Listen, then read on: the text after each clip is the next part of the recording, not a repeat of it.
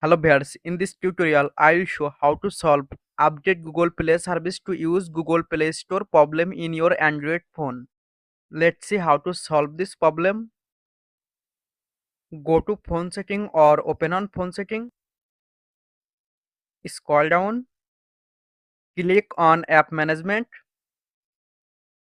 Click on app list. Click on three dot icon. Click on show system. Click on search bar and search Google Play service.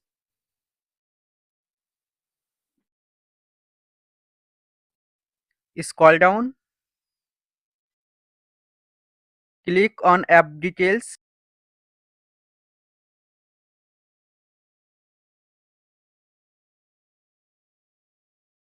Update Google Play service.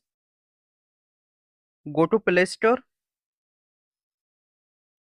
Problem solved. Thanks for watching. Don't forget like and subscribe.